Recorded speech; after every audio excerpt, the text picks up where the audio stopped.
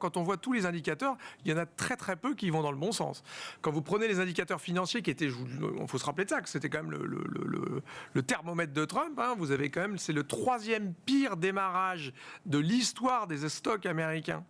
Le 3e pire, hein. Donc on est à moins 18% sur du S&P depuis le début de l'année. C'est jamais, depuis 45 ans, on a vu une telle sous-performance des actions américaines par rapport aux actions européennes. Là aussi, on partait de niveau de marché, de surachat, de concentration qu'on a décrit pendant des mois, des trimestres et des années. Non, mais je suis d'accord, mais en tout cas, quand on voit la picture aujourd'hui du global de l'idée, il y a quand même, c'est dur de se dire où est-ce qu'on a progressé. Alors je pense qu'il a progressé dans son swing de golf, ce qu'on a vu avant-hier, hein, qu'il avait passé 1 heure sur 4 depuis qu'il est président à golfer. Donc là, j'imagine qu'il y a eu des progrès. De toute façon, quand il joue avec quelqu'un, tout le monde perd, hein, c'est bizarre. Tout le monde loupe son dernier. Donc c'est le Trump putt, c'est pas le Trump putt. Hein. Voilà. Donc on est quand même dans un moment un petit peu particulier.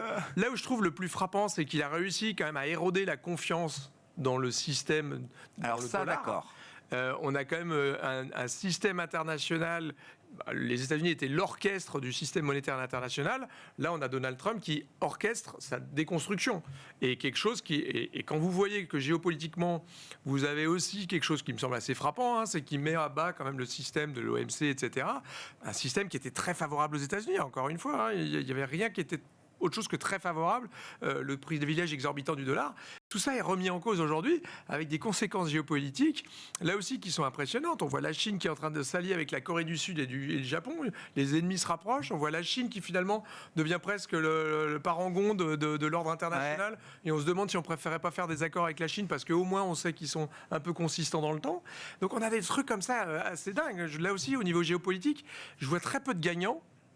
À part sans doute la Russie, hein, où quelque part on est en train de se dire que les États-Unis sont en train de reconnaître toutes les demandes américaines. Hein. Je rappelle qu'ils ont 10% sur l'Ukraine et 0% sur la Russie, qui sont en train de dire, Marco Rubio dit qu'ils vont reconnaître l'Ukraine. Bref, quand vous regardez économiquement, système monétaire international et financier et la géopolitique, moi, je trouve que c'est un énorme échec pour l'instant. Il n'y a rien pour l'instant qui me semble être gagnant dans ce qu'a fait Trump.